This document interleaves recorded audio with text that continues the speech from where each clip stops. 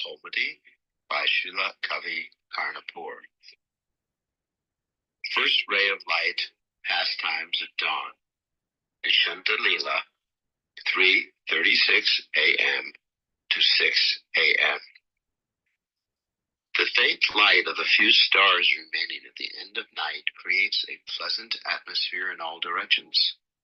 Under Brinda Devi's order, the male and female parrots sing softly to waken Radha Krishna from their blissful repose. First, the flock of female parrots swoop down from their nest to awaken Radha with many nectar-sweet words. Then all the joyful male parrots gladden Krishna by waking him with indescribable poetry. Sometimes Krishna affectionately strokes the parrots, which are beyond all illusion. The Sarika's female parrots speak to Radha.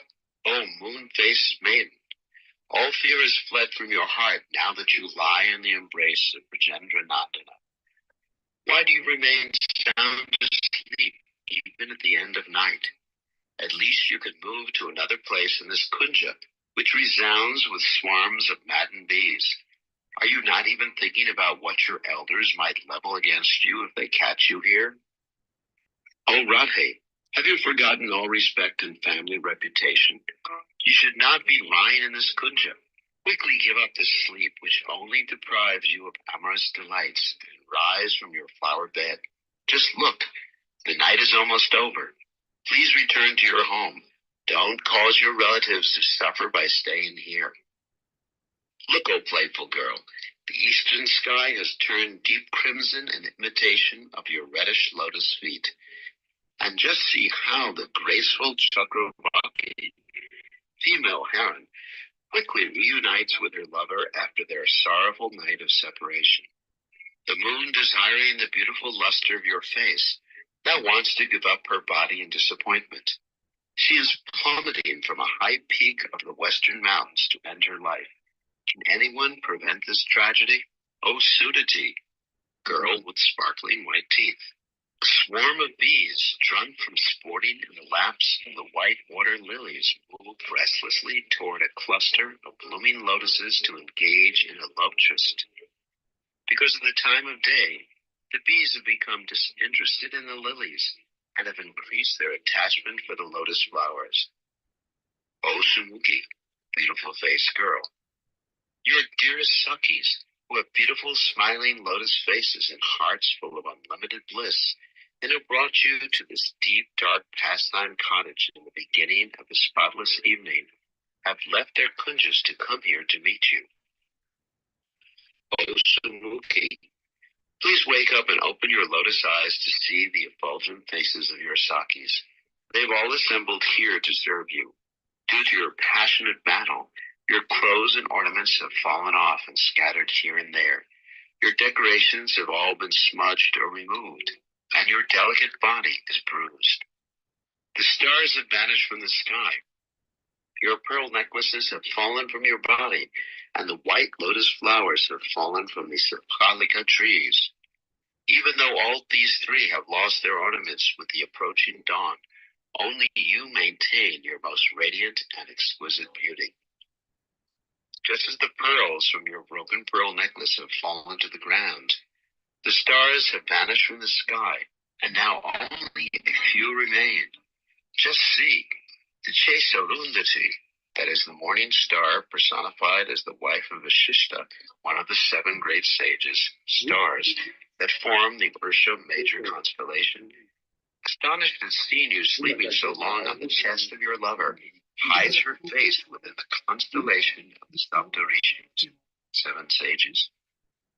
O Sashimukhi, moon-faced girl. Just look. Here come that graceful, frolicsome doe named Rangini that you fed with your own hand. Please splash the waves of your merciful sidelong glance upon her, for she always brings you great joy. O Krishna Kanta, lover of Krishna, the minds of the deer are very pure and innocent. Thinking that your reddish lotus feet are tender leaf sprouts, that doe eagerly tries to taste them. Even though your Sakis try to shoo her away with their lotus hands, she does not retreat. O Shashi Mukhi, this playful doe longs to taste the remnants of your food and the water that has washed your lotus feet. But because you haven't yet glanced upon her, she is grief-stricken and sadly gazes at your moon-like face.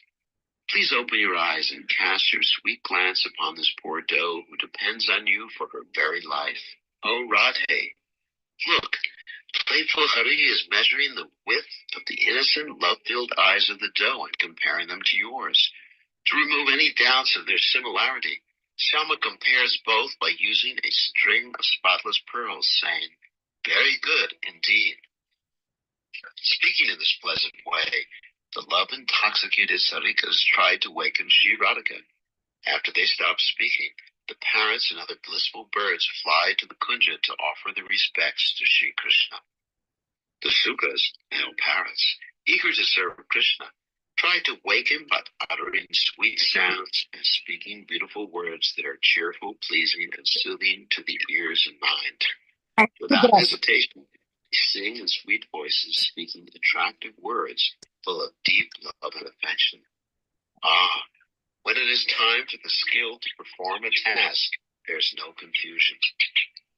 The Sukas sing, "Ocean of good qualities, beloved of Radha, O sun that reveals the lotus of Raj, O jeweled mountain peak of artistic genius, glory to you.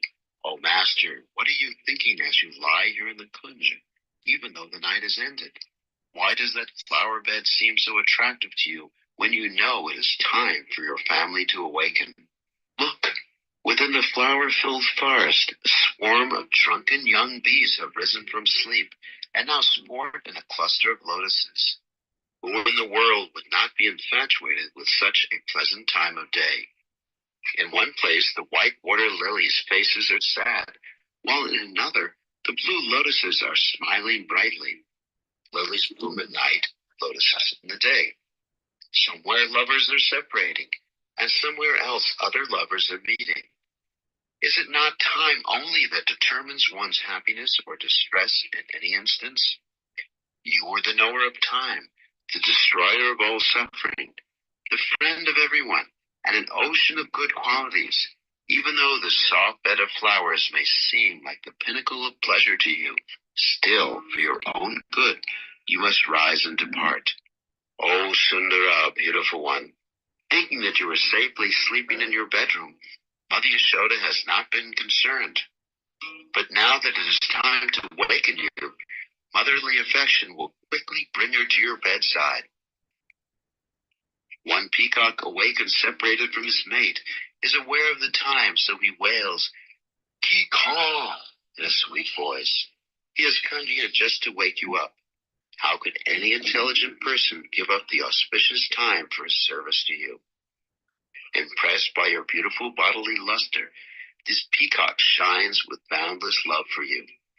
He does not lose his tail feathers even in the autumn season, but rather his luster increases. Can anyone surrendered to your lotus feet be distressed at any time or place?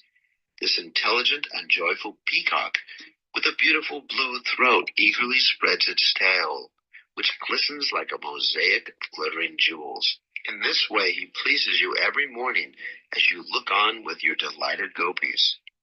O fortunate one, may victory be yours. I offer my obeisances. Listen, after watching you sleep for so long, the rooster's body is swollen with bliss, and now he clucks loudly to wake you. When the appropriate time arrives for one's personal service, a good servant is always happy and prepared. In this way, Sri Radha wakens after hearing the sweet, charming words of the Sukas and Sarikas. Shortly later, Sri Krishna also awakens, being satisfied with his happy repose. As they discard their drowsiness, Radha Govinda open their eyes simultaneously and cast wonderful sidelong glances at each other. Overwhelmed with desire, they become so disturbed that it impedes their vision of each other and makes them very unhappy. Due to the strong embrace of their arms, Radha and Krishna's bodies become one. Under the influence of Cupid, they again savor the incomparable bliss of the previous night in a battle of love. Cupid, who carries a bow of flowers, uses the many-jeweled needles of their bodily hairs standing erect in ecstasy, and the long, colorful thread of their ardent passion to sew together their effulgent bodies in a very rare and special union. When Radha Shyam simultaneously yawn, the glitter of their teeth fills the atmosphere with indescribable peace. As they gaze upon each other, it appears that they are offering Mangal Arti to each other with the shining of their love-filled eyes. While Radha Shyam tightly embrace each other, the fire of love rages within their hearts. The heat of that fire transforms into tears of grief, which begin to flow from their eyes when they anticipate the approaching pain of separation. Moving slowly as if intoxicated, Radha Shyam languidly sit up in bed and conscientiously tie their undergarments. Unable to bear their impending separation, Radha Shyam become extremely afflicted and can neither stand up nor move from the charming Kunja because of the unbearable weight of their sadness and fatigue. All glory is to the enchanting eyes of Radhika as she slowly rises from sleep. Her beautiful blue eyes, lazily rolling about, resemble a pair of restless Kunjana birds, or two blossoming lotus flowers filled with the Madhvika nectar of her tears. The attractive dark eyes of Shyam shine brightly behind his fluttering eyelashes. Filled with the nectar of his blissful resting pastimes, Shyam's eyes look like two lotus flowers, surrounded by a swarm of bees appearing as his curly black hair. As the eastern horizon turns as red as shiny kunja seeds, the divine couple leave the forest grove. Radha Shyam's beautiful bodies glow with victory from the previous night's battle of love. Moving through the cover of darkness, they gaze at each other with shy, sidelong glances. Radha Shyam's love bed is marked in various places with reddish spots of kumkuma and sindura, making it appear as though drops of blood had fallen from the wounded enemy named separation. A flower garland lies like a broken bow, and a crushed necklace appears like a severed bowstring. That mad elephant named Cupid, the king of amorous sports, has also left marks of musk and cudgel here and there. Radhasakis and Manjaris inspect the battlefield of Eros with great delight. Each placing the other in his heart, each considering the other to be the priceless treasure of his life, each continually bathing the other in the flood of the sweet nectar of love, and each incapable of bearing a moment's separation from the other. Radha Shyam run through the forest with soft steps as they return to their homes. Due to confusion, Radha Shyam unconsciously dress themselves in each other's clothes. Radhika dons Shyama's yellow cloth, and he wears Radha's blue cloth. They walk through the forest with their arms gently resting on each other's shoulders. Radhika, Krishna, Chandra, valiant but tired warriors in Cupid's battle, toss in waves of fear as they walk along the forest path, thinking that they may meet their slanderous elders. In a very solemn mood, they carefully watch from the corners of their eyes. No one saw them in the kunja, in the forest, or on the pathway. Because of the naturally affectionate quality of Ladini Shanti, Radha Shyam delight the eyes of their gopi friends. Therefore, even the dangerous walk home is another pleasure excursion for the divine couple. At the conclusion of the sacrifice to Cupid, Radha Shyam performed the auspicious Avabrita bath. The happy and charming divine couple then return to their individual homes and sleep for the remainder of the night. Just as the grievous arrow wounds of a warrior can be cured by an expert physician, in the same way, the various love marks which appear on the transcendental forms of Radha Shyam during their amorous affairs become directly manifest within one, following the mood of their love.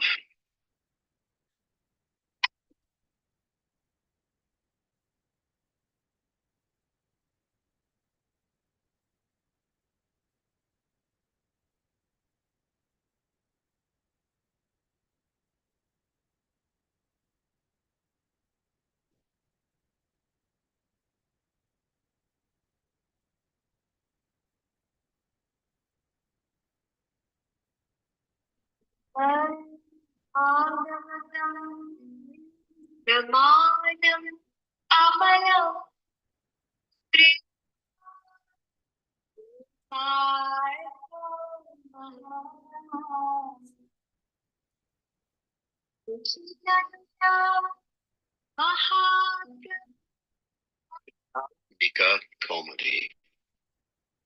Second ray of light, morning pastimes, Bhakti Dhira, 6 to 8:36 a.m.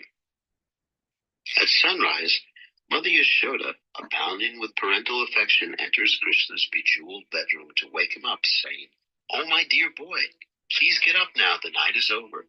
Just see the beauty of the rising sun. Your young servants are standing here waiting to expertly serve you. My child, Manjuvak, your pet parrot, whom you fed with your own hand, sits blissfully in his golden cage, trying to lovingly wake you with a sweet voice, saying, 'Jai, Jai.' You are feeling lazy because you have been asleep, but now it is time to get up." Saying this, Mother Yashoda gently rubs Krishna's body for a short time and then embraces him in her arms. Hearing his mother's sweet words and feeling her affectionate embrace, Krishna considers for a moment and then stretches his limbs, yawns, and pretends that he is just waking up. Mother Yashoda instructs a talented group of devoted boys and girls in their duties, and then enters her own quarters.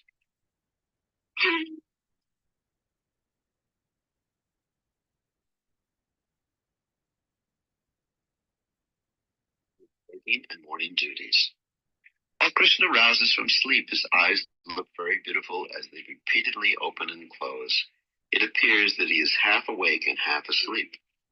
Dhira Devi, the goddess of sleep, seems reluctant to leave him due to the pain of separation. The very fortunate young servant girls then perform arti by slowly moving a splendid ghee lamp inlaid with auspicious jewels before Krishna. The joyful young male and female servants become absorbed in various services. The boys have beautiful turbans tied on their heads, and necklaces sway on everyone's chest. Their bodies are as fragrant as lotus pollen, and they wear colorful garments of dark blue, green, white, red, and yellow colors. They are all adorned with the noblest of qualities. Rising from bed, Krishna sits gracefully upon a beautiful footstool that is illuminated by 4 different jewels. With cheerful hearts, all the male and female servants begin to serve Krishna. As the male servants pour a stream of camphor-scented water into his cup palms, Krishna slowly washes the lotus whorl of his face. After drying his face and hands with a soft fine piece of cloth, Krishna beams a gentle smile and takes a soft toothbrushing twig from his servants. While Krishna gently brushes his teeth, which reflect the radiance of his jeweled finger ring, his earrings swing back and forth to fill the eyes of all with happiness. Krishna holds the 2 ends of a jeweled golden tongue scraper with his thumb and forefingers and cleanses his tongue, reddened from chewing tambula. A sparkling diamond bracelet caresses Krishna's wrist. Krishna then calmly cleanses his face with pure water and dries it. Casting a charming glance from his restless eyes, Krishna makes the splendid mirror before him bear witness to all this. Holding a ruby-inlaid comb in her lotus bud hand, one Seva Dasi, servant girl, with an innocent smile gently combs Krishna's hair. The comb in her bangles tinkles sweetly as she moves her hand. As the day begins, one servant who is expert in the fine arts removes Krishna's night clothes and dresses him in fresh ones. He then washes and dries Krishna's lotus feet and deftly wraps a turban around his head. Upon completing his morning duties, Krishna quickly goes to the gigantic Goshala to milk the cows. Afterwards, Krishna and all his dear friends, who are similar in nature to him, head to the jewel-bedecked wrestling arena. Eager to engage in their cherished daily pastime, they joke and laugh along the way. Krishna pairs off with opponents of the same age and fights fearlessly, locking hand to hand and arm to arm. With great displays of individual strength, anger, and boasting, they wrestle with each other, sometimes jumping in front, sometimes attacking from the side, and sometimes circling around, darting forward and back with amazing skill.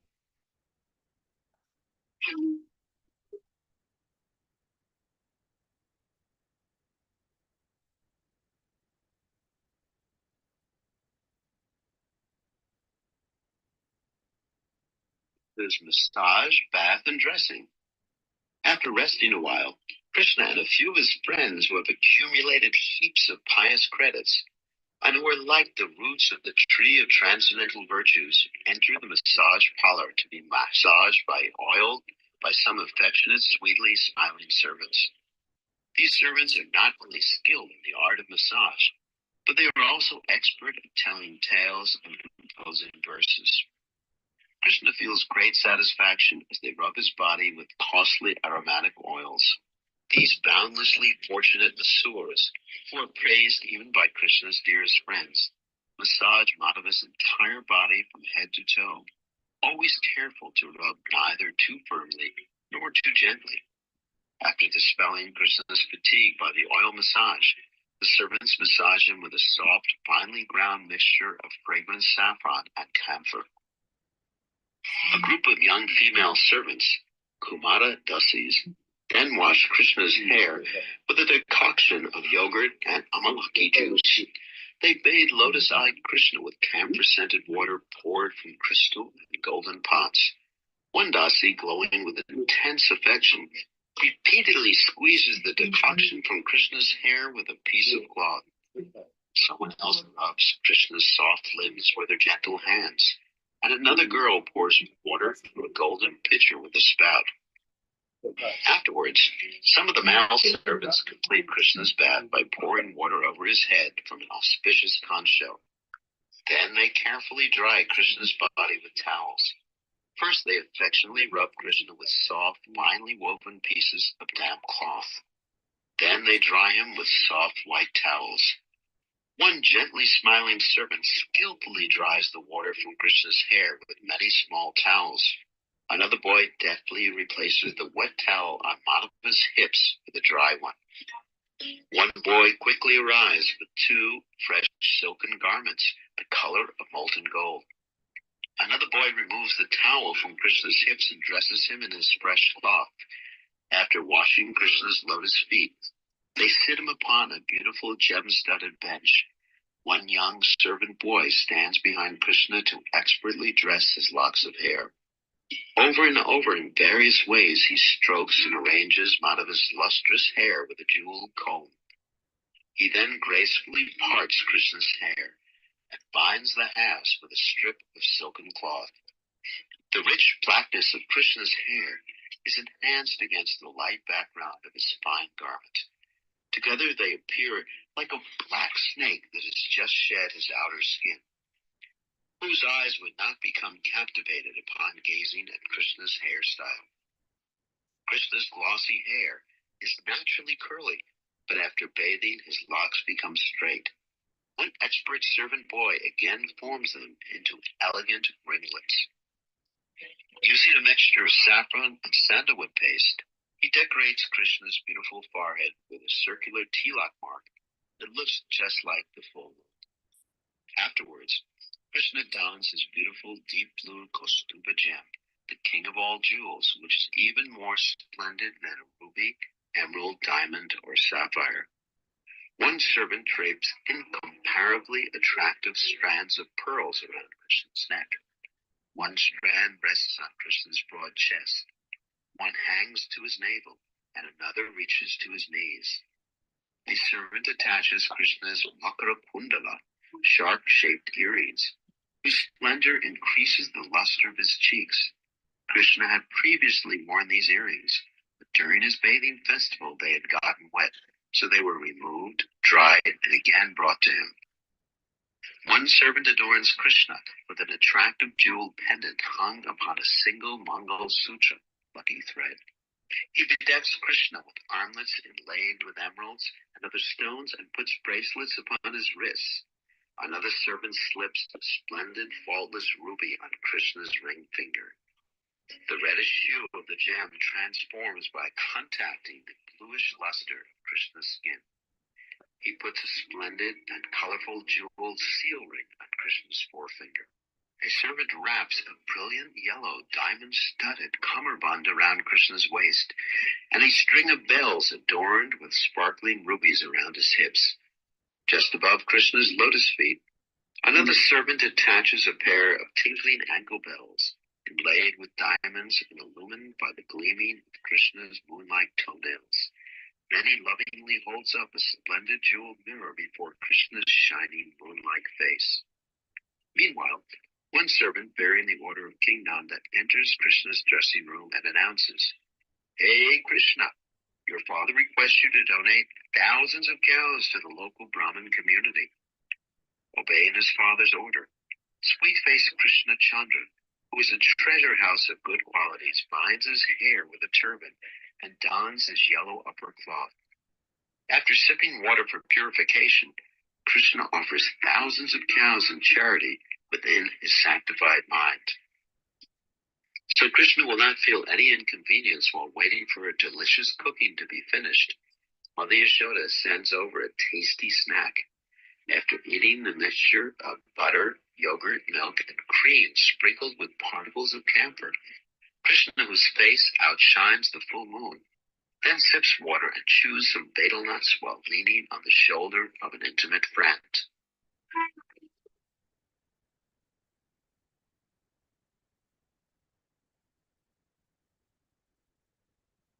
Radhika's bath and dressing. The beautiful and affectionate Sankis of Radha automatically wake up at the end of night. Bubbling with eagerness to serve their beloved Kishori, they quickly leave their homes and assemble outside Radha's bedroom.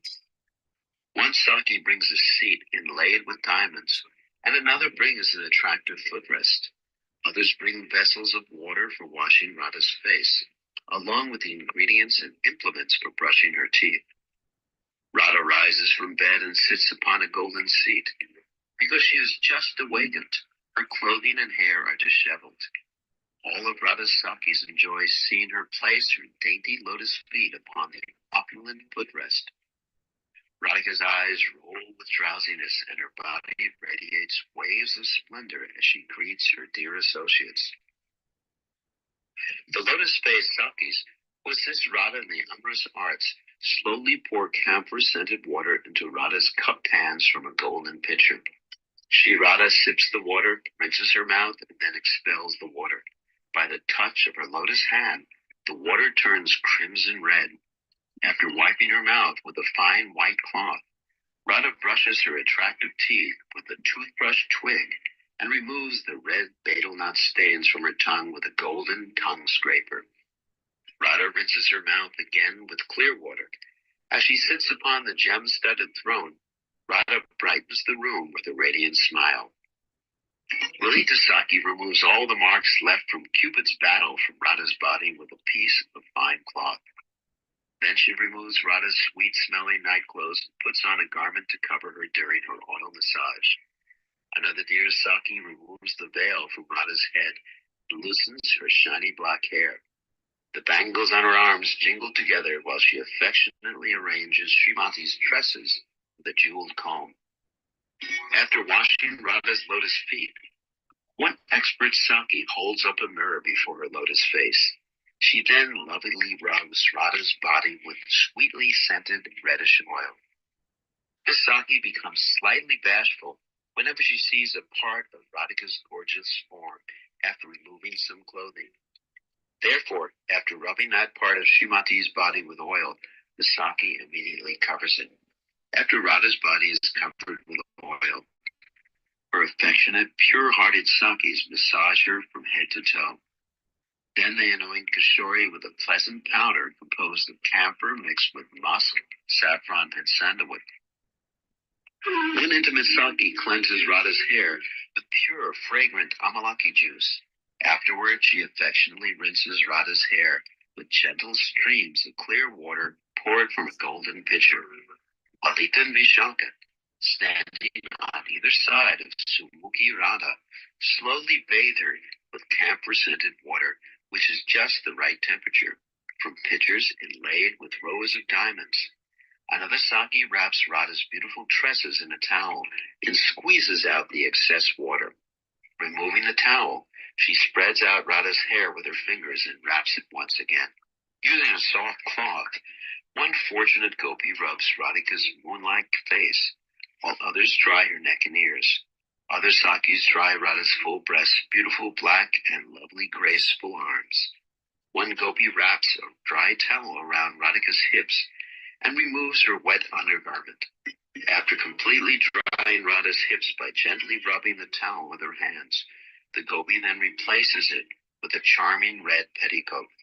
A talented Saki dries all the water from Radhika's splendid breasts, and then carefully ties on a fine gem-studded silken bodice that was expertly sewn by Radha's artistic girlfriends. Radha's delicate, ruffled red petticoat is as effulgent as the sun. Upon that, Radhika dons a golden threaded dress that kisses the tips of the toes of her lotus feet. A gopi ties a beautiful silk cloth which is adorned with two pendants made of sparkling pearls and diamonds around Radha's waist. Drawn together in different places, the shape of this cummerbund resembles that of a lotus flower. The Sakis then sit Radha on a gem-studded seat covered with soft cloth to joyfully wash her lotus feet and adorn her with many auspicious ornaments. Using jeweled combs in their fingers, the Sakis repeatedly spread Radha's tresses and perfume them with the smoke of black sandalwood incense. The gopis then curl Radhika's beautiful locks that have become straight from her bath. Someone paints charming musk tilak on Srimati's forehead and vermilion on the part of her hair. One Saki places a beautiful ornament upon Radha's hair part that is more brilliant than a host of diamonds. One Saki ties a diamond bathed by the hue of a chaplet of fresh malati flowers on Radhika's head. With a red silken string, she then binds Radha's hair into a bun, which glows with a sparkling diamond and two pendulous strings of pearls. One Saki places upon each of Radha's ears a beautiful ornament made of a large circular pin fastened to a small golden pin piercing the middle of her ear. The colorful precious stones set in this charming ear ornament cast glittering reflections in all directions. One Sundari, beautiful girl, places a shimmering string of tiny pearls at Radha's forehead just below the edge of her hair. Another Saki places two elegant diamond earrings upon Radhika's lovely ears. One Saki decorates Radharani's eyes with kanjo and rasanjana, that's vitriol of copper, which make Radha's eyes appear like a pair of Cupid's arrows. The single pearl fastened in her right nostril reflects the red and blue tints of Radha's lips and eye cosmetics. One Saki adorns Radhika's graceful neck with a string of gleaming pearls that hangs over her blue silk sari. Resembling a broad smile, this string of pearls fills her Sakis with delight. One Saki ties jeweled armlets midway upon Radha's upper arms and other jeweled bracelets midway on her forearms. Then the Saki ties a beautiful multicolored lucky thread around Radha's wrist, which is spun of silk and illuminated by the jewels of her bracelets. One Saki slips a ring on the little finger of Radha's right hand and rings on 4 fingers of her left hand. Another Saki places a beautiful necklace containing a splendid golden locket over Radha's breasts. One Saki ties a jeweled sash around Radhika's belly and a diamond belt below that. A gopi fixes beautiful jeweled rings on Radhika's toes and anklets on her ankles. Another Saki ties jewel-studded ankle bells on the upper part of Radhika's feet. Someone else holds up a diamond mirror for Radha to show her the gopis' fine artistry. After decorating every part of Radhika's auspicious body and judging that it is a most delightful sight, they drape a fine woolen shawl over Radhika's shoulders. The incomparable excellence of Radha's beautiful body eclipses all beauty in the three worlds. Fragrant, beautifully dressed, and lavishly ornamented, Radha stands amidst her sakis. Suddenly, a most famous, trusted saki sent by Brajeshwari Yashoda arrives and speaks some very pleasing words. "Oh, beautiful Radhika, Krishna's mother Yashoda loves you dearly, so she has sent me here with a message for you. Please listen carefully to Mother Yashoda's request. Please come to my house with your virtuous expert sakis and cook a variety of dishes for the pleasure of Krishna." Now listen, you girls are all respectable, humble, pious, and expert in cooking. You have firm devotion to Krishna, and you are dedicated maidservants of Raja's queen Yashoda. Therefore, O noble girls, what I say is right. It is quite proper that you should go to Yashoda's house and cook breakfast for Krishna. After hearing these words, Radharani, the embodiment of all Lakshmis, becomes completely blissful and then gracefully walks to Nandagram to cook for Krishna. Arriving at Nandagram, beautiful Radha humbly bows down before Krishna's mother. Yashoda greets Radha, clasps her lotus hand, and immediately takes her to Rohini, who is in charge of the cooking. Youthful Radha offers respects to Rohini, the mother of Balaram, and enters the kitchen with Yashoda and Rohini. Radhika respectfully greets the kitchen staff with sweet words and a gentle smile. Radha becomes very happy, seeing all the necessary ingredients and utensils for cooking ready and waiting. After looking at the different kinds of pumpkins, potatoes, yams, autumns, turnips, bottle gourds, eggplants, radishes, kidney beans, ladyfingers, beet bananas, plantain flowers, spinach, cucumbers, chickpeas, and innumerable types of greens, Radhika assigns each of the clever sakis an appropriate tasty dish to make for Krishna's pleasure. The kitchen maids know exactly which vegetables are most suitable for each of the different dishes to be prepared, so they begin to cut and chop them up in the proper ways. Meanwhile, the Braja Sundris grind cardamom, clove, black pepper, ginger, nutmeg, mace, cinnamon, cumin, coconut pulp, black and white mustard seeds, rice, dal beans, and turmeric. The ground powders are stored in golden cups with tight-fitting lids covered with cloths. Pure-hearted Radha then sets her heart on the pastime of cooking. Beautiful Radhika puts aside any unnecessary ornaments and clothing, and then washes her lotus hands and feet. With great respect and eagerness, Radha joins Rohini Ma at the best of kitchen stoves to begin cooking. At Rohini Ma's signal, the girls place nicely cut pieces of wood into the fires and set artistically crafted cooking pots of copper, brass, and silver on top of the ovens. The fires produce no smoke and blaze a brilliant red without any need for fanning. Only a little moisture sizzles from the burning wood. Whenever salt is needed for the various dishes, the maidservants put just the right amount into Radha's hand. The leaves are cooked in mustard oil to produce the correct variety of taste. Two kinds of preparations are made by mixing ground mustard, ginger, and coconut with jackfruit seeds. Many excellent preparations are made using pumpkin, potato, kachu, and radish. One preparation contains mustard, ginger, and bitter leaves fried in mustard oil. A tasty dish is made from small pieces of eggplant cooked with mung dal patties along with ground ginger, pieces of coconut fried in mustard oil. Small pieces of eggplant, yam, kakkorola, banana flour, manna, kachu, patola, and white pumpkin are dried, skewered, and deep fried. Eggplant, green banana, coconut, chickpeas, and mung dal patties are mixed along with pepper and sugar to create two different dishes in huge quantities, one spicy and the other sweet. A soup with an excellent aroma is made from beans mixed with coconut and prithu root, mixed with lots of ghee, hing, ginger, and raw sugar. Another dish is made by mixing finely ground coconut, sugar syrup, milk, and mung dal. A delicious mung soup is produced by spicing it with cardamom, clove, pepper, hing, and ginger. One soup is made using skinned whole mung beans, which are boiled, mixed with milk, and spiced with cardamom, clove, pepper, hing, and sugar. With unrivaled expertise, Radha prepares a fourth soup in large quantity from husk beans and chopped radish with lots of ghee, hing, and pepper.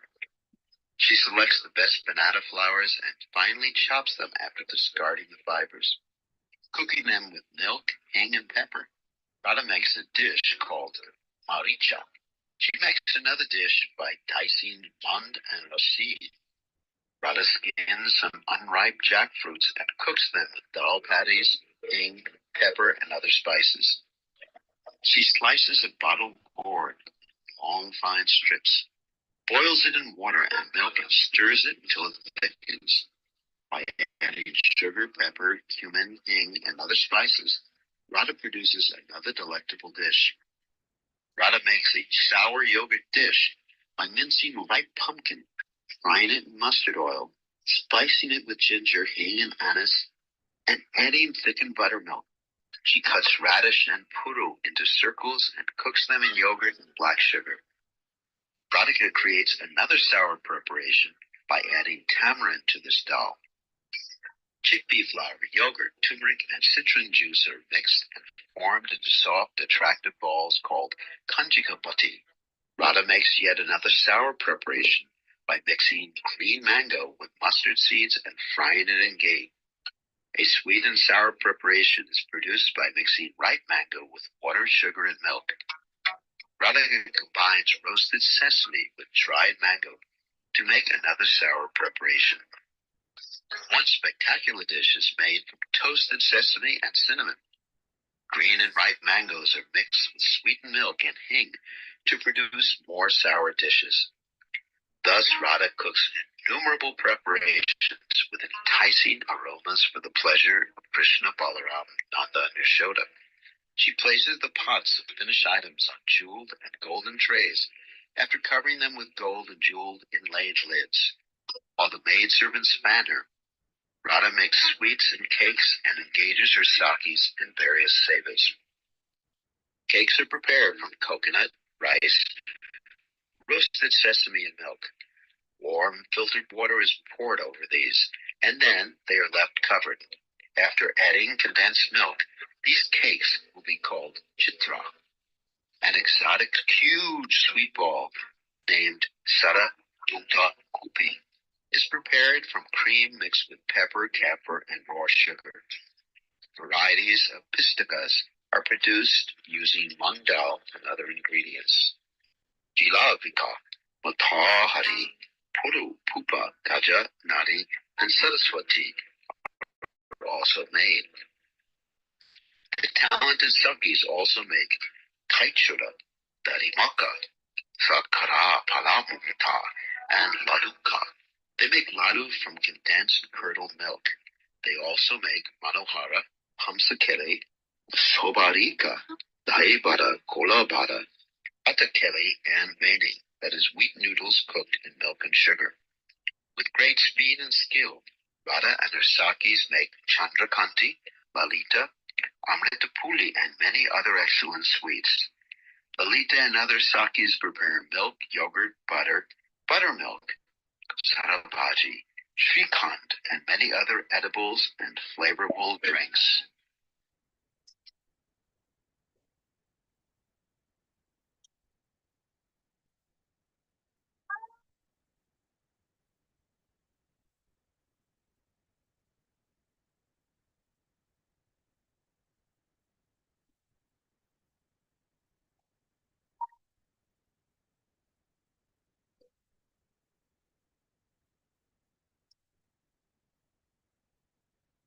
Dhira Damodara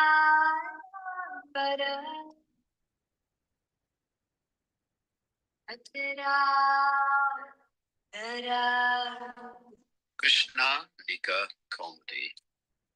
Third ray of light, morning pastimes. Tata Lila, 6 to 8:36 a.m. Entering the dining hall. Colorful festoons and tapestries fill the royal dining hall with festive vibrations. Many jewel-laid bowls of vegetable preparations sit along the edge of the gem-studded dining tables. Behind the vegetables are numerous bowls. Radhasakis create a wonderful atmosphere by artistically arranging the preparations in a half circle and other designs. In the middle of everything, they place a golden platter containing a huge amount of aromatic white rice dripping with ghee. On the right side, there's a plate of condiments containing ghee, lemon slices, pickles, ginger, mango, and mustard sauce. There are jugs of camphor-scented drinking water waiting next to the condiments. Upon seeing Radha's expertise in cooking and the amazing arrangements of the sakis, Mother Yashoda sends a nurse to bring Krishna and Balaram. Being called by the nurse, Krishna and Balaram eagerly walk to the hall.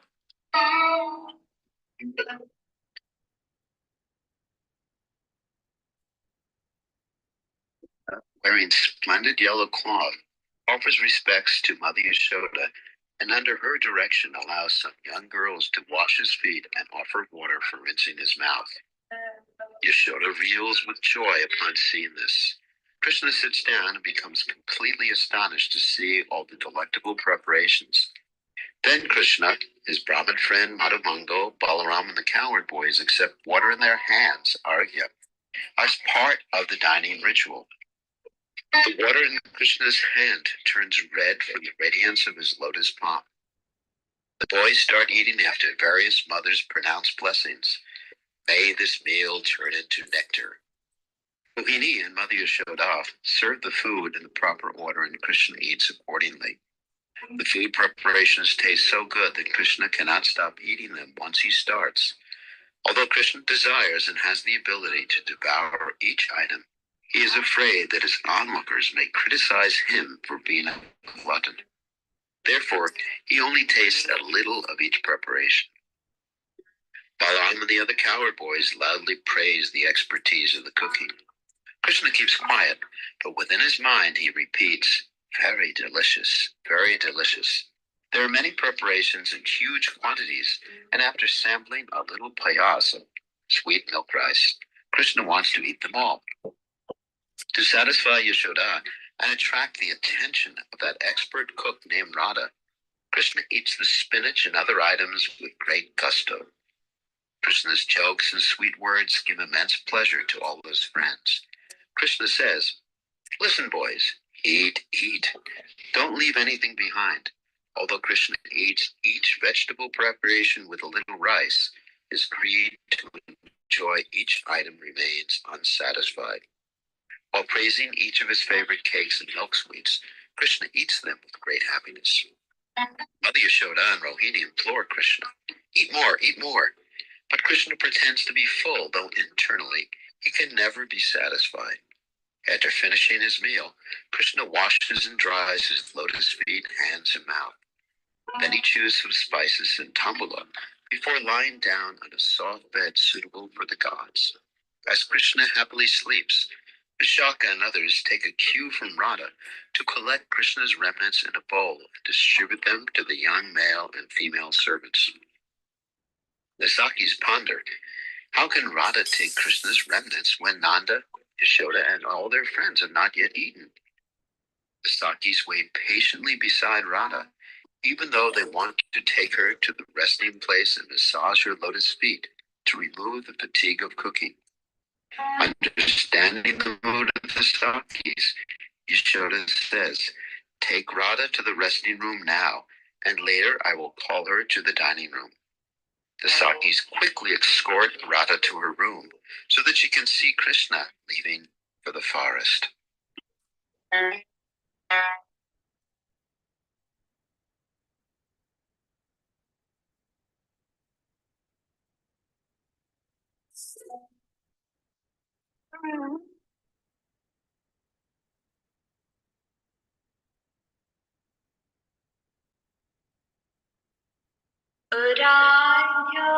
Bhagavan Rajeshatanaya Narthama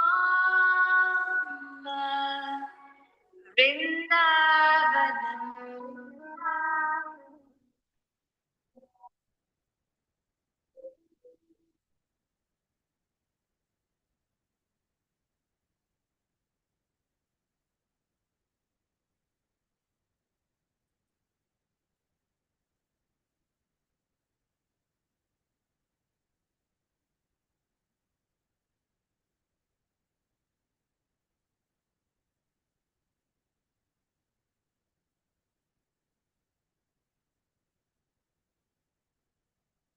Deen Dayala, hey Gopala, Deen Dayala. Deen Dayala, hey Gopala, Deen Dayala. Krishna Nika Komati. 4 new pastimes. Purvamna Leela, 8:36 to 10:48 a.m. Going to the forest. Krishna's handsome coward boyfriends named Subal, Angsu, Bharatapa, Devaprashta, and Sridham, and his very powerful friends named Vishala, Rishabha, Stoka Krishna, and Arjuna, who all have similar natures as Krishna, gather in Nanda's courtyard before accompanying Krishna to the forest. After bathing, cleansing their bodies, and eating sumptuously, all the coward boys look robust and radiant. They wear peacock feathers in their hair and hold flutes, sticks, and ropes for tying the calves. They're ornamented with fruits and flowers, colored clay, ankle bells, and gunja berries. With great enthusiasm, they call out to Krishna, "Hey, Saka, all glories to you. Now wake up and let us go play in the forest." Hearing his friend's appeal, Krishna rises from bed, rubs his lotus eyes, and discards his sleeping clothes. After bathing, Krishna dresses suitably for playing in the forest and herding the cows. Shama wears a most attractive iridescent peacock feather and a string of shiny red gunja berries in his top knot. Sapphire earrings and clusters of punaga flowers adorn his ears. Necklaces of pearl and gunja berries hang on Krishna's broad chest. Thus attired in yellow cloth and a variety of ornaments, Krishna looks marvelous as he prepares to enter the forest. Following the order of Nanda and Yashoda, the coward boys also accept more ornaments and clothing, and then walk behind Krishna in a jolly mood. They also bring along some boxes of tambula and jewel-inlaid water jugs. Now that the cows have been milked in the presence of Nanda Maharaj, Krishna orders the servants to lead the calves to a separate area. The cows, with restless hearts and upraised ears, affectionately, while fixing their eyes on Krishna as they wait for him to take them to the forest. When Krishna walks along the road, the birds flying in the sky worship him by showering heaps of fragrant flowers. The women of Braj worship him from their windows with the petals of their lotus eyes. The toddlers on the roadside worship Krishna by saying, "Joy, joy," in soft, indistinct voices. The village elders standing in their doorways offer blessings to Krishna as he passes by.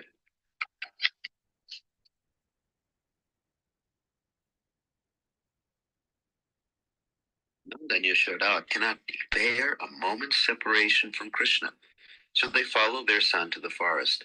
But due to their strong parental affection, they continually come in front to smell Krishna's head and embrace him again and again. Finally, Krishna addresses them with sweet words. "Now you should return to your home." Bidding farewell, Krishna joins his boyfriends and approaches the cows. The multitudes of white cows, shining like the effulgence of the moon on Lord Shiva's head, appear like the island of Shvetadvipa. Lord Sridhar, the husband of Lakshmi, ever enacts his pastimes in Shvetadvipa, But this Shvetadvipa now stands before Krishna, waiting to enact pastimes of cow herding. Krishna's cows can produce an ocean of milk, and they are more attractive than the ocean of milk. Even Lakshmi, who appeared from the ocean of milk, is astonished by the sight of Krishna's cows. These cows extinguish the fame of all the Kamadhenus in the universe. What more can be said? How can one adequately describe these cows, who are the Vedas incarnate, and whose milk is daily drunk by Krishna? When the cows see Krishna approaching with his friends, they automatically form rows and start walking. As they fill the directions with their blissful mooing, Krishna's cows create a festival of delight for the ears. Sridham Subal and other cowherd boys run beside, behind, and in front of Krishna, shouting, "I will touch Krishna first." The jeweled ornaments, gunja necklaces, and the peacock feathers atop their heads glitter in all directions. The pleasing sounds of their flutes, horns, and panpipes combine with the sweet, blissful mooing of the cows to rival the rumbling of thunder. As this music resounds through the heavens, the demigods lose their gravity and glorify Krishna's procession with shouts of Jai, Jai. The cows drop constant streams of milk from their udders as they prance happily before Krishna. Upon reaching the edge of Vrindavan, the cows stand still and turn their faces toward Krishna, as if expressing their inner desires. Seeing this and understanding their hearts, the most merciful and playful Krishna, the giver of love, along with Balaram and the cowherd boys, leads the cows to a stretch of land covered with succulent, attractive green grass. Because new sprouts appear at every moment, the amount of grass is inexhaustible. After bringing the cows to this wide plot of land covered with emerald green grass, Krishna glances at the cows and then enters the forest playground of Cupid. Krishna smiles sweetly and affectionately as he stands in a threefold bending pose, leaning on his stick in the shade of a favorite kadamba tree. Kissing the flute with his red lips, Krishna sends sweet melodies in all directions to call the cows before him. Krishna's mind becomes attracted to wherever he casts his glance. The herd of the white Surabhi cows, like an insurmountable moat in the ocean of milk whose waves are agitated by the wind, intensifies the beauty of Vrindavan. As soon as the cows munch grass from one area, the place immediately sprouts fresh blades of grass. The cows become completely satisfied by eating that grass. The lands traversed by the cows are the sites of Krishna's joyous transcendental pastimes. The cows shake their tails only to increase the splendor of the scene, not to chase away horseflies or mosquitoes. Their ears forever yearn for the nectar of Krishna's flute. Their eyes long to see his lotus face. Their minds desire Krishna's form, and their voices want to call out to him.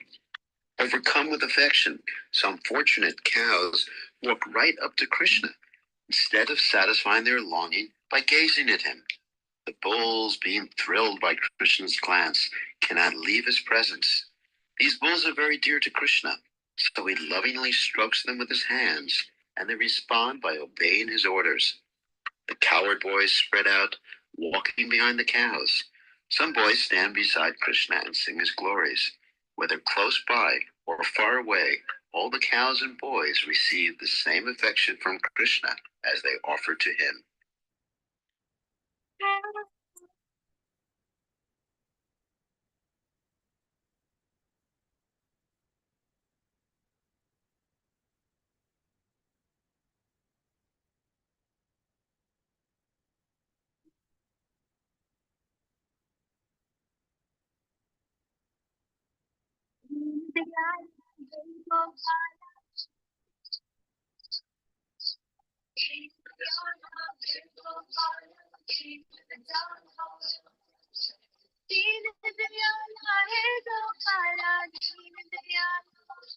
Krishna Nika Komati.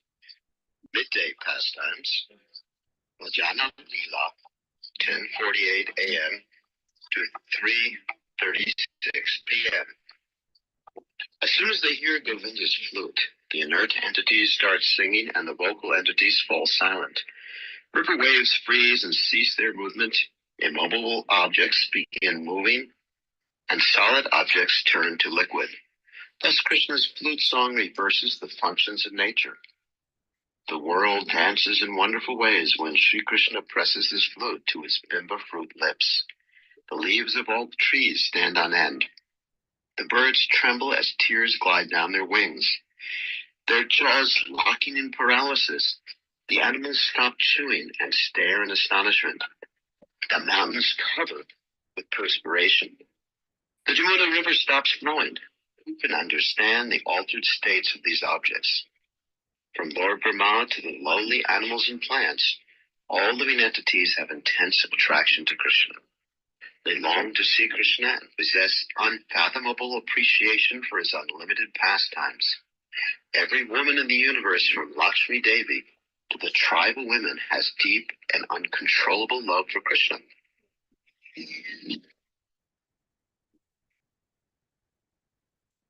The sweetness of Krishna's lotus feet. But to speak of conscious beings, how can the earth describe the greatness of Krishna's lotus feet, which distribute their sweetness and cause the jeweled ground to melt upon their touch? No living being at any time or in any way can diminish the sweetness of Krishna's feet. More clearly with the signs of flag, lotus, barley corn, and other auspicious items.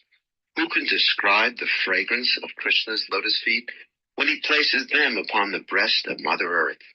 Catching a whiff of that fragrance, the bees reject the forest flowers and buzz around his feet without any inhibition or consideration.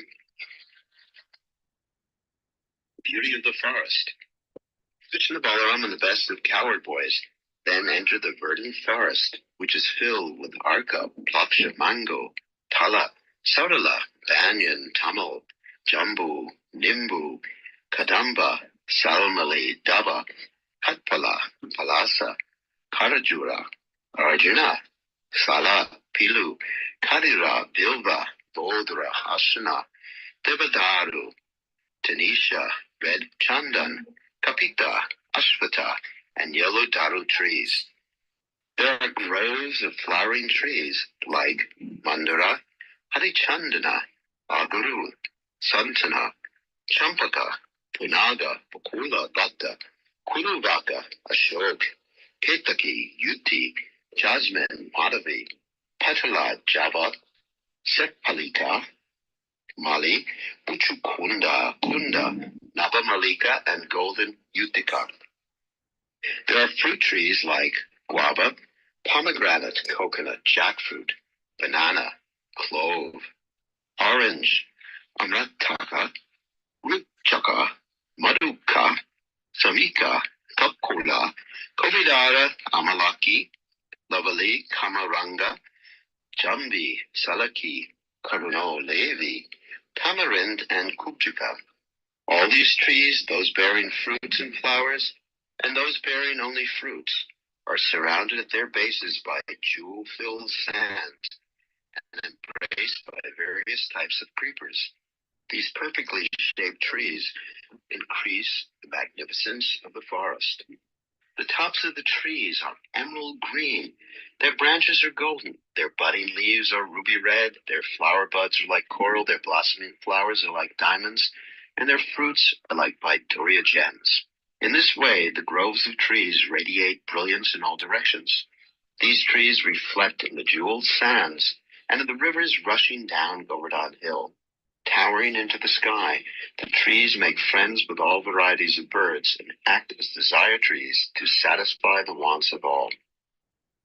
The forest looks most attractive with its black soil, the many types of mandapas, platforms beneath the trees, the jeweled pavilions, and the jeweled earth, which features jeweled shoots springing spontaneously from its surface. Vrindavan is not created by Brahma. It is Radha Madhava's eternal spiritual abode. Due to the abundance of emeralds lying on the ground, some parts of the forest appear to be covered with green carpets. The deer mistake these carpets for tender shoots of grass and eagerly run there. Patches of rubies cover some areas of the forest. In the winter season, the Chamari deer stand on these patches of rubies, thinking they are the warm rays in the morning sun. The finest crystal covers some places. The Sambara, afflicted by the heat of summer, gather there, thinking it is the cooling rays of the moon. Some places are covered with blue sapphires. Fearing the rays of the rising summer sun, the owls take shelter there, thinking it is darkness.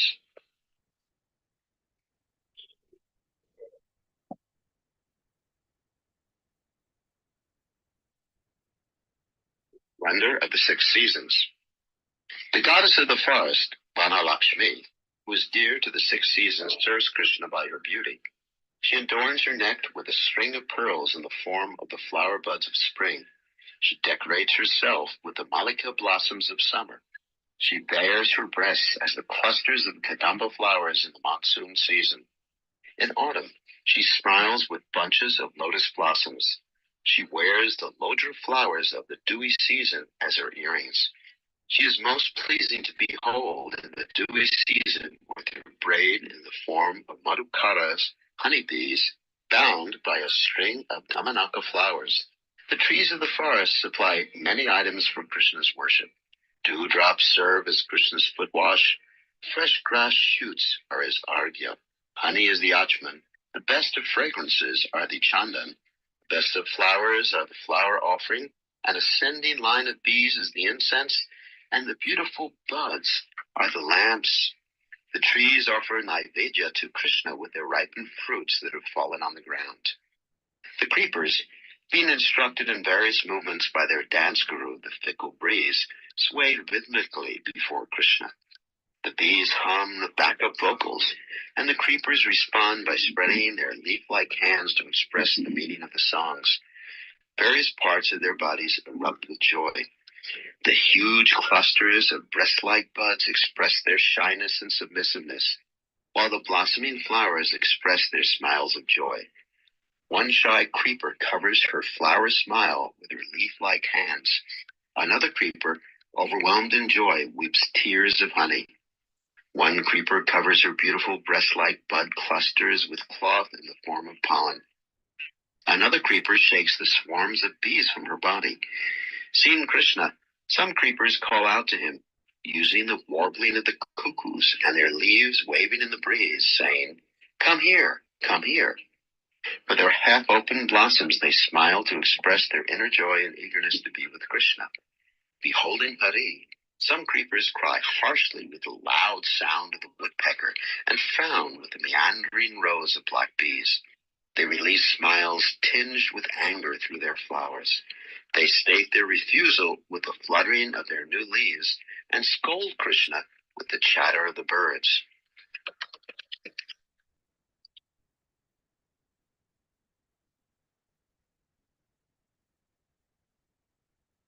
In the forest, Sham acknowledges the love conveyed by the creepers and bestows bliss upon the trees who expertly serve him with their fruits and flowers.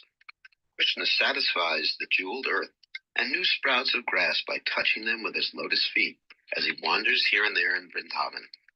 Enjoying his pastimes, Krishna soon arrives at the place called Vasantotsava, Festival of Spring.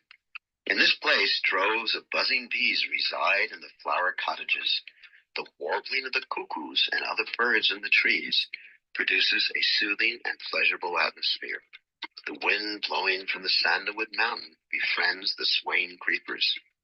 Then Krishna enters the Grishma Santosavat, that summer festival forest, which is decorated with shirashi flower blossoms. The forest abounds with cool, refreshing waterfalls flowing from Govardhan Hill, the crest jewel of Leela Stalis. Thick verdant trees block the rays of the sun, and a gentle breeze carries the wonderful scent of patali flowers. Upon entering the Varsha Praharsha, the joyful monsoon forest, Krishna sees that the clouds withhold their water and rain down jasmine blossoms instead. The clouds cease thundering and simply provide background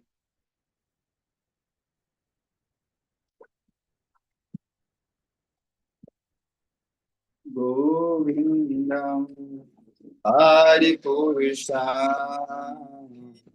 Tamaham Bhajami Govindam Hari Purusha Tamaham Bhajami Govinda Adi Purusha Tamaham Bhajami Vedum Vanyanga Aravinda Dalaya Taksham Parhavatam Samasitam Buddha Sundarangam Kandarpakoti Kamanya Vishesha Shobham Govindam Adi Purusham Tamaham Bhajami Govinda Adi Purusha Tamaham Bhajami Angani Yasya Sakale Driya Bhipandi Pasyanti Bandi Kalanti Shiram Jaganti Ananda Chinmaya Sadhu Jwala Vigraja Govinda Adi Purusha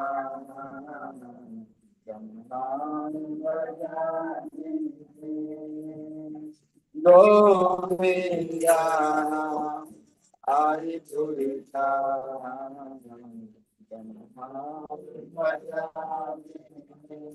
Jaya Radha Shyam Sundar Radha Shyam Sundar Radhe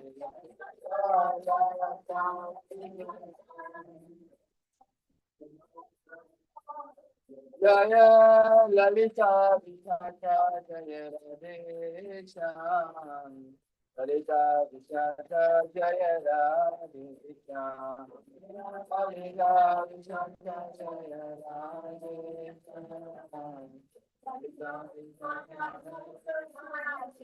Jaya Giri Govardhan Jaya Giri Govardhan Giri Govardhan Jaya Giri Govardhan Giri Govardhan Giri Govardhan Jaya Nrsimhadev Jaya Nrsimhadev Nrsimhadev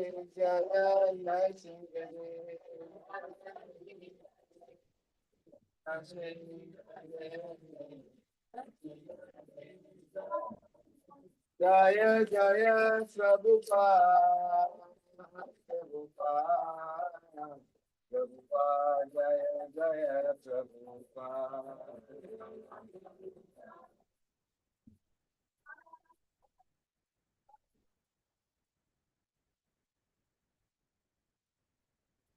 Namo Vishnu Padaya Krishna Prasthaya Bhutale Shrimate Bhakti Vedanta Swami Iti Namine Namo Vishnu Padaya Krishna Prasthaya Bhutale Shrimate Bhakti Vedanta Swami Iti Namine Namaste Saraswate Deve Gauravani Pratayine Nirvishesha Shangavari Vachasyani Satarine Namaste Gauravani Pachayatine Nirvishesha Pasyatarishata Jaya Shri Krishna Chaitanya Prabhu Nityananda Shri Advaita Gadadhari Shivasari Gaura Bhakta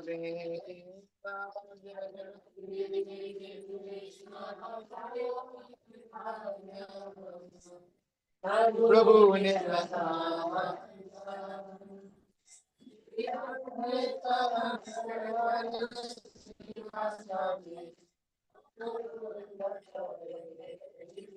Hare Krishna, Hare Krishna, Krishna Krishna, Hare Hare, Hare Rama, Hare Rama, Rama Rama, Hare Hare. Hare Krishna, Hare Krishna, Krishna Krishna, Hare Hare, Hare Rama, Hare Rama, Rama Rama, Hare Hare. Hare Krishna, Hare Krishna, Krishna Krishna, Hare Hare, Hare Rama, Hare Rama, Rama Rama, Hare Hare. Hare Krishna, Hare Krishna, Krishna Krishna, Hare Hare, Hare Rama, Hare Rama, Rama Rama, Hare Hare. Hare Krishna, Hare Krishna, Krishna Krishna, Hare Hare, Hare Rama, Hare Rama, Rama Rama, Hare Hare. Hare Krishna, Hare Krishna, Krishna Krishna, Hare Hare, Hare Rama, Hare Rama, Rama Rama, Hare Hare. Hare Krishna, Hare Krishna, Krishna Krishna, Hare Hare, Hare Rama, Hare Rama, Rama Rama, Hare Hare. Krishna, Hare Krishna, Krishna Krishna, Hare Hare, Hare Rama, Hare Rama, Rama Rama, Hare Hare. Hare Krishna, Hare Krishna, Krishna Krishna, Hare Hare, Hare Rama, Hare Rama, Rama Rama, Hare Hare, Hare Krishna, Hare Krishna, Krishna Krishna, Hare Hare, Hare Rama, Hare Rama, Rama Rama, Hare Hare. Jaya Radha Shyamsundar, Radha Shyamsundar Radhe.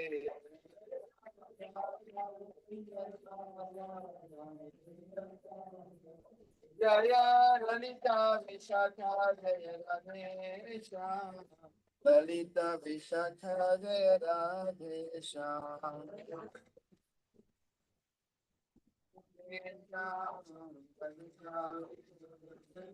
Jaya Jaya Prabhupada, Prabhupada, Prabhupada, Jaya Jaya Prabhupada.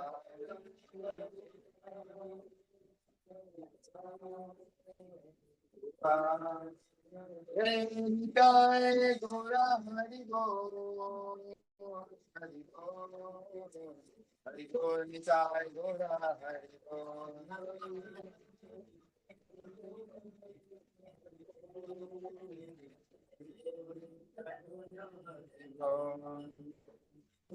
जय जलविषेप श्री श्याम सुंदर ललिता विशाखा की गिरिराज गोवर्धन महाराज की नरसिंह भगवान की महाराज महाराज की प्रभावन से जो श्री प्रभुपाद की सोइनस श्री परम गुरुदेव सोइनस भक्ति तीर्थ स्वामी महाराज की सोइनस भक्ति धीर दामोदर स्वामी महाराज श्री गुरुदेव की जय गोविंद हरि हरि बोल।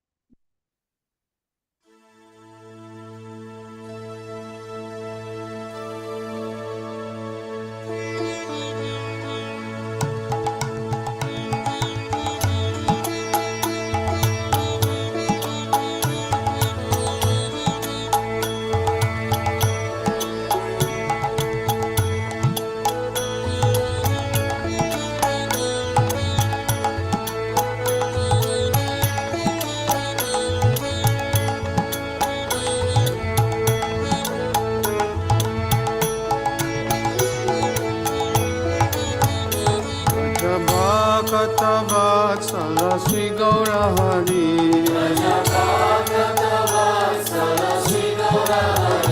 Vajabhakata Vatsala Shri Gaura Hari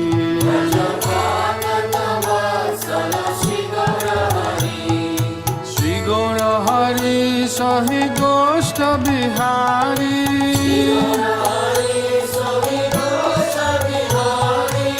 Nanda Jasomati Chitahari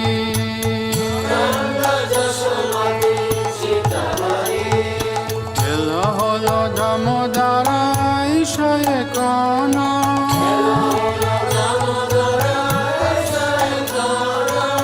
Bhova Mandire Bashi Karaha Bojana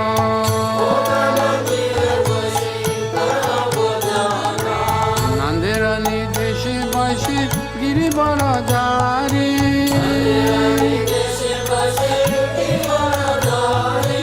Baladeva Saha Sokha Vaise Sari Sari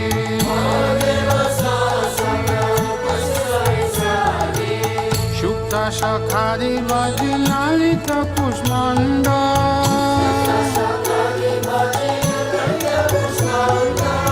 Dalidana Dugda Tumi Dadi Mocha Kanda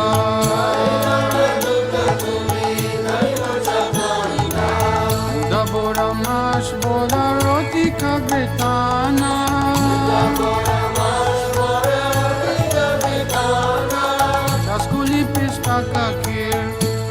kaya shanna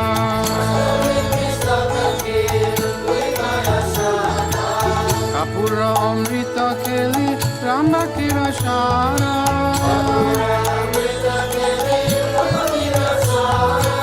Amrita rasalanga Dvadasha pakora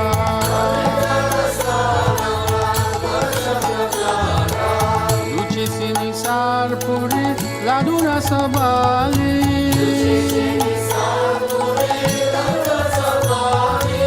Bhojana kore na Krishna Hoye kutuhali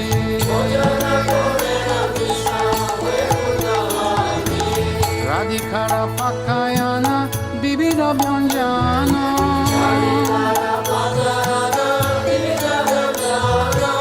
Paramayanande Krishna Kore na bhojana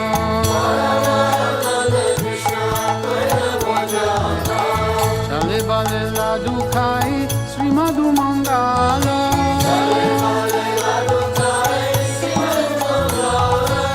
Bagala bajaya Deya Hari Bolo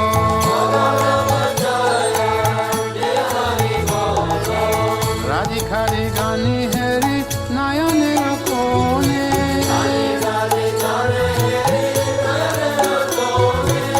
Ripta hoye kai Krishna Jasoda Bhavani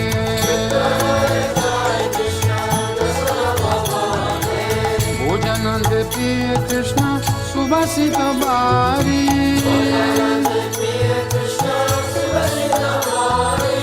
Sabe mukha prakaloy Hore sari sari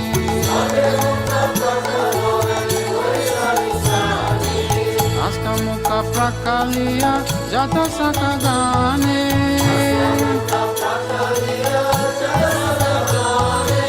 Anande vishrama kore Baladeva sane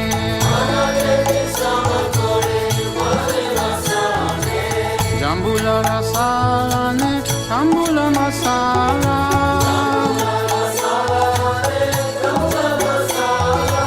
Tahake Krishna Chandra Suke nijagela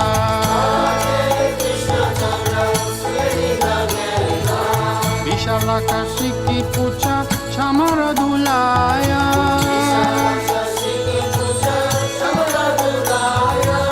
Apurva Saya Krishna Suke nirayaya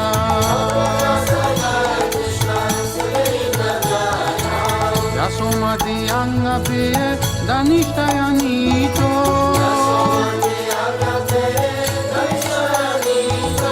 Sri Krishna Prasad Radha Unje Hoye Prito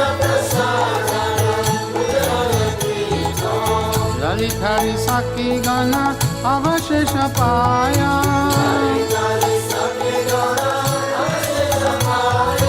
Mane Mane Sukhe Radha Krishna Guna Gaya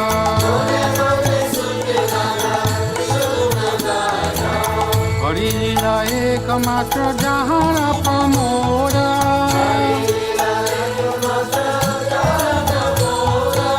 Bhogarati Gai Thakur Bhakti Vinoda Bhakata Vatsala Sri Gaura Hari Bhaja Bhakata Vatsala Sri Gaura Hari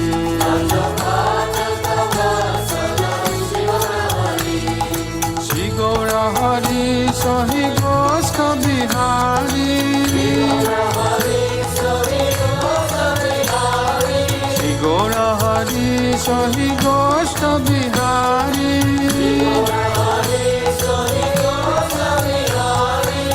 Nanda Jasomati Chita Hari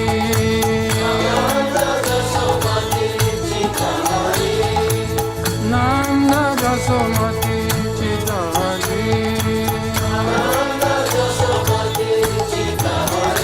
Raja Govinda Govinda Gopala Raja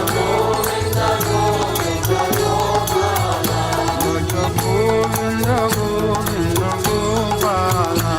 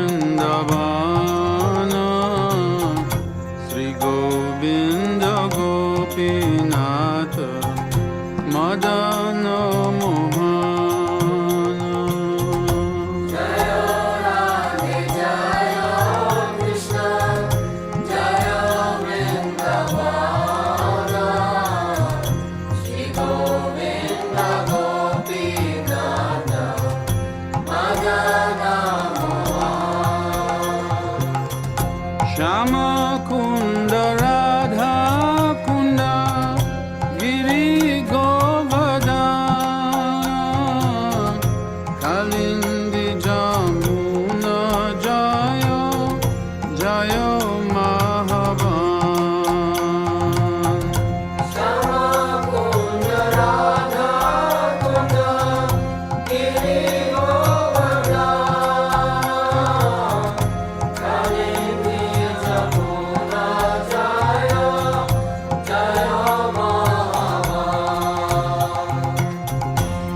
Keshigata Bangshi Bata Radasha Kanana Jahasha Balila Toilo Srinanda Nanda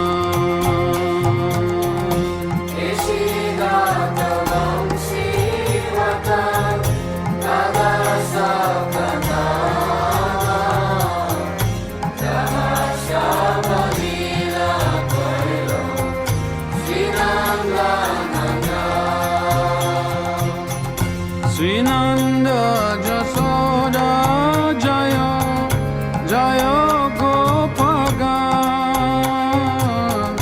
Sridamadi Jaya Jaya Denu Vatsaga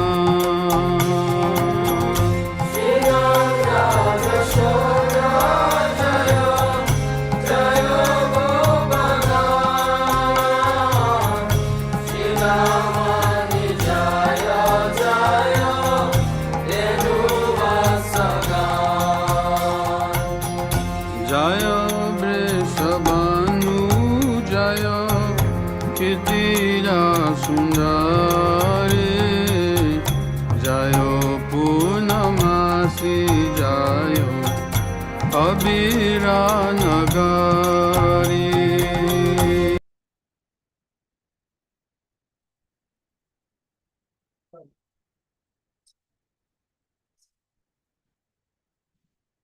All right, thank you all very much for your delicious crepes. See you later. Hari Hari Bol.